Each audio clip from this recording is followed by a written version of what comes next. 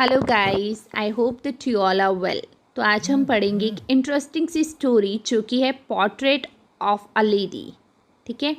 इसमें एक बच्चा होता है और एक दादी होती है। बच्चा और दादी साथ साथ रहते हैं एक गांव में। वो अपनी दादी के बारे में बताता है कि मेरी दादी थोड़ी सी छोटी हैं, थोड़ी सी मोटी हैं, उनके चेहरे पे क्रिस क्रॉस के निशान बने हुए हैं, झुर्रियाँ हैं उनके चेहरे पे, बट जैसी भी हैं वो अच्छी हैं। एक्चुअली में वो बच्चा कहता है कि उसके जो मम्मी पापा थे वो शहर रहने के लिए चले गए थे, तो इस वजह से वो अपने बेटे को उसकी दादी के पास गांव में छोड़ गए। तो वो उसकी जो दादी थी उसको रोज़ जगाती, नहलाती और फिर स्कूल छोड़ने जाती और साथ ही में मंदिर था, खुद वहाँ पे बैठ जाती। और जब उसको छुट्टी होती स्कूल से तो उस बच्चे को वापस लेके आती और कुछ बासी चपातियाँ अपने साथ लेके जाती थी, जो कि रास्ते में वो वापस आते समय डॉग्स जो मिलते थे उनको खिलाती आती।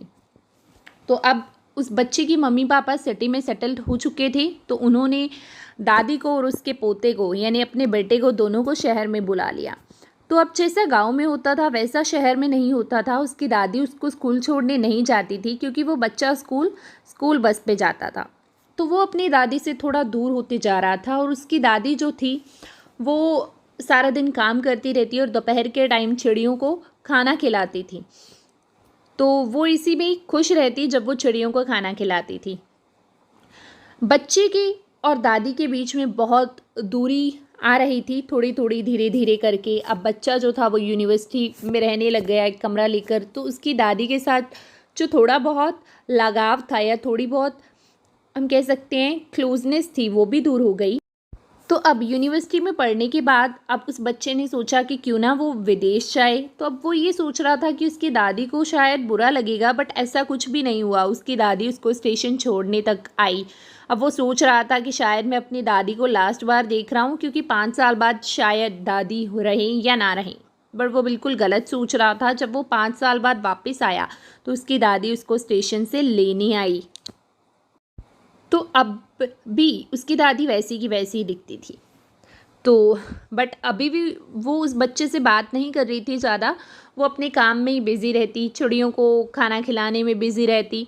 तो अगली सुबह दादी जो थी वो बीमार पड़ गई। तो सबको लगा कि मामूली सा बुखार है, वो ठीक हो जाएंगी, बट दादी को लगा कि शायद उनकी डेथ उनके पास आ रही है और उनको भजन में लग जाना चाहिए। सबने बहुत रोका बट वो नहीं मानी और अपनी प्रेयर्स में लग गई। बट सच हुआ, जो उसकी दादी सोच रही थी उसकी डेथ हो गई। तो जैसे ही उन लोगों ने दादी को नहला धुला के फर्श पे डाला और उसको लेके जाने वाले थे शमशान घाट, तो उन्होंने देखा कि उनका कमरा, उनका पूरा घर चिड़ियों से भरा पड़ा है। हज़ारों ही चिड़ियाँ वहाँ पे आ चुकी हैं, बट वो अब चैं चैं नहीं कर रही थी, चुपचाप थी।